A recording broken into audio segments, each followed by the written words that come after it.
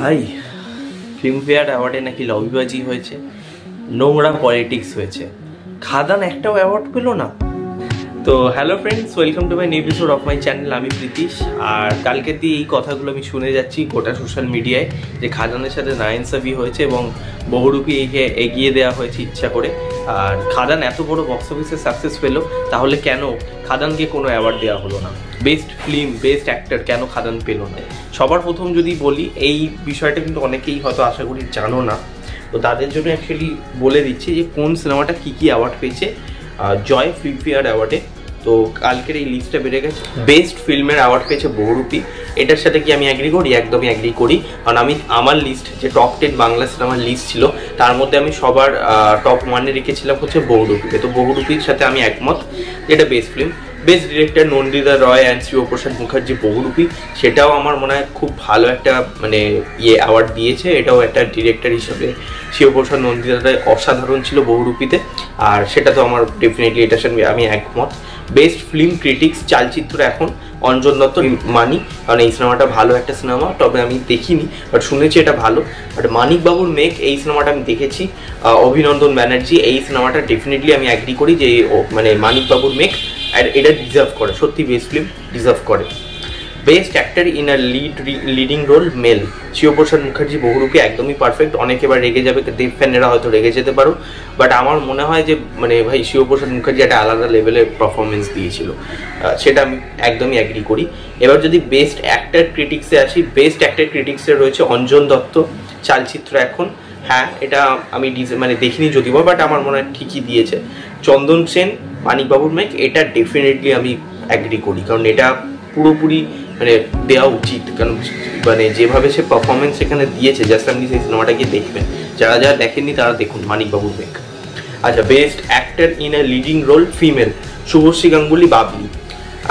হ্যাঁ, এটা ঠিক আছে, বাট আমার মনে হয় যে শুভশ্রী গাঙ্গুলিকে বাবলির থেকেও সন্তানে ওখানে কিন্তু ভালো উনি পারফরমেন্স দিয়েছিলেন। লিডিং রোল যদিও বা ছিল না বলতে পারেন, বাট আমার মনে হয় শুভশ্রী গাঙ্গুলি বাবলির থেকে সন্তানের পারফরমেন্স বেটার ছিল। যাই হোক, এটার সাথে আমি বলবো না যে পুরোপুরি অ্যাগ্রি করি, বাট ঠিক আছে। Best actress critics, Mamata Shankar বিজয়ের পরে। হ্যাঁ, এটা অনুষ্কা ম্যাম কিন্তু খুব ভালো পারফরমেন্স দিয়েছে সন্তানে।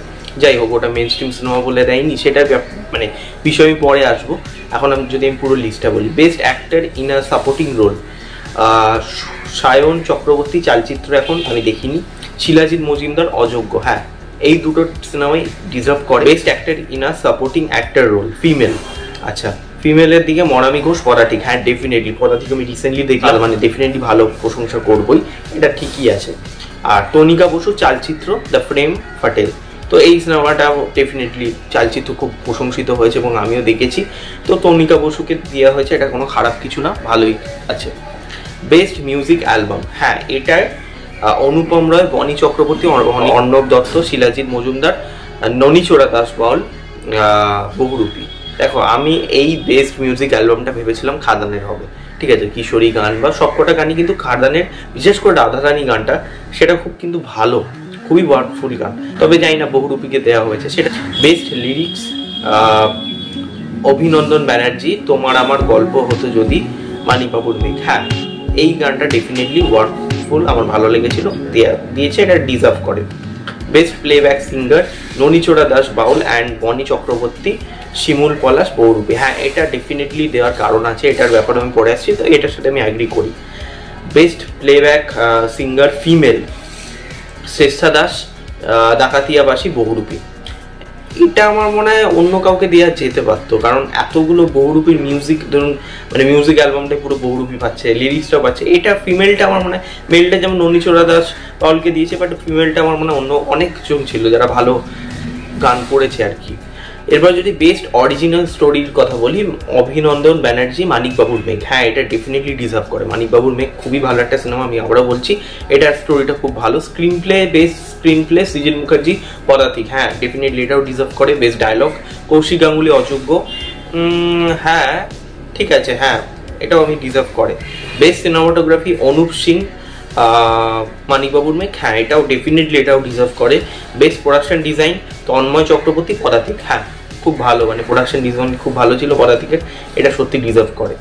এডিটিং সৃজিত মুখার্জি পদাতিক, হ্যাঁ এটা ডিজার্ভ করে, বাট আমার মনে হয় লাইনেরও এডিটিং কিন্তু ভালো ছিল। বেলাইনকেও যদি এখানে দিত আমার মনে হয় খারাপ কিছু হতো না। যাই হোক, পদাতিককে দিয়েছে। বেস্ট ব্যাকগ্রাউন্ড স্কোর নীল দত্ত। চালচিত্র এখন, হ্যাঁ ভালো, এটা খারাপ কিছু নয়, বাট আমি যদিও বা সিনেমাটা দেখিনি। বেস্ট সাউন্ড ডিজাইন অভিজিৎ রয়, মানিকবাবুর মেঘ, হ্যাঁ খুব ভালো সাউন্ড ডিজাইন হয়েছিল, ভালো। বেস্ট কস্টিউম বহুরূপী জয়ন্তী সেন বহুরূপী।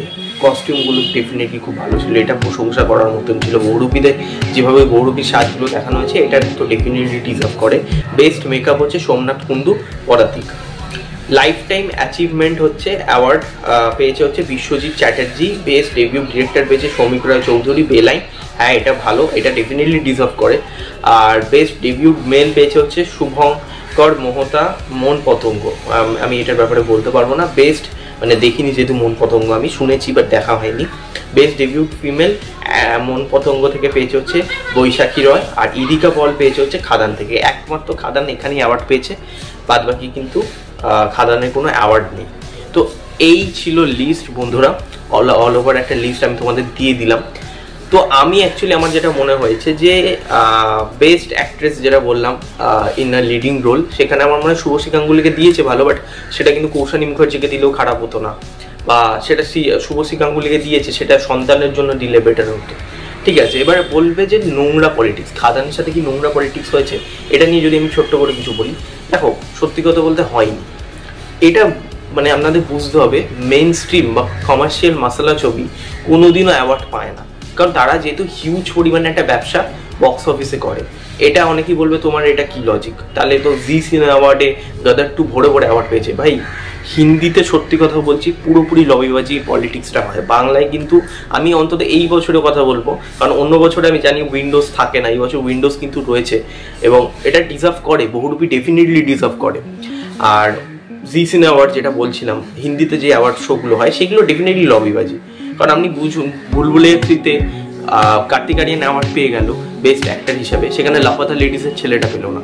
ঠিক আছে, লাপাতা লেডিসের যে লিডিং রোলে ছিল, নামটা আমার এই মুহূর্তে মনে পড়ছে না, সে পেলো না।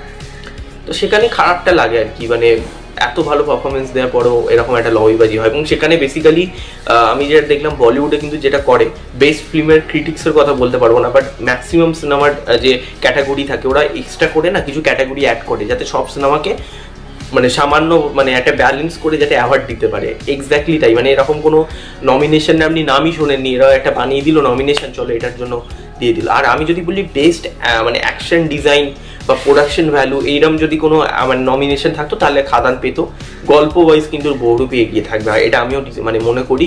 আর দেবদা কেন অ্যাওয়ার্ড পেলো না বেস্ট অ্যাক্টর হিসাবে খাদানের জন্য, তো সেটা দেখুন না, এটা আমি মানে আমারও এগেন যেটা মনে হয় মেইন স্ট্রিম সিনেমা সেই হিসেবে দেখেছি কমার্শিয়াল সিনেমা, এবং যেহেতু বহুরূপীতে মানে শিবপ্রসাদ মুখার্জির অ্যাক্টিংটা খুব ভার্সেটাইল ছিল এবং সে একজন ভার্সেটাইল অ্যাক্টর, সেই হিসাবেই হয়তো দিয়েছে, কোনো সুপারস্টারকে অ্যাওয়ার্ডগুলো দেয়নি। এবার যদি বুমেরাঙের কথা বলি, দেখুন বুমেরাঙের যে ব্যাপারটা সেটা আপনাদের ক্লিয়ার করে দিই।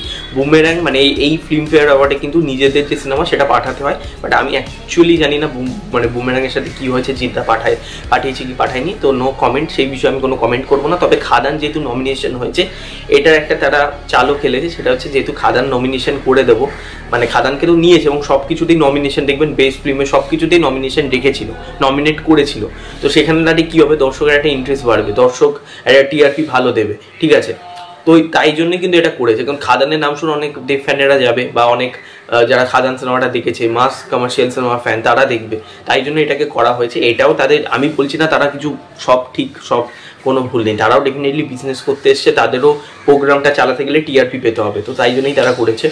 আর হিন্দির ক্ষেত্রে যেটা বললাম, গদার 2 আগের বছর ভরে ভরে অ্যাওয়ার্ড পেয়েছিল, এই বছর ভুলভুলাইয়া 2-র জন্য বেস্ট অ্যাক্টর পেয়েছে, ভুলভুলাইয়া 3-র জন্য বেস্ট অ্যাক্টর পেয়েছে হচ্ছে কার্তিক আরিয়ান। এগুলো ডেফিনেটলি নোংরা পলিটিক্স, এগুলো একটা লবিবাজি হয়েছে, এগুলো হিন্দিতে হয়, বাট আমার মনে হয় না যে বাংলায় খুব একটা হয় বলে। এবং আমি অন্যান্য ইন্ডাস্ট্রির কথা বলতে পারবো না, বাংলায় তো অন্তত আমি দেখলাম এই বছর অন্তত যদি বলি হয়নি। সত্যি বলছি, ভিডিওটা শেষ করছি, তোমাদের মতামত কমেন্টে জানিও, লাইক করতে বলো না, ভিডিওটা ভালো লাগলে শেয়ার করো, আর সাবস্ক্রাইব করো, পাশে বেল আইকন ক্লিক করো। নেক্সট বার দেখা হবে, ততক্ষণের জন্য টাটা, টেক কেয়ার।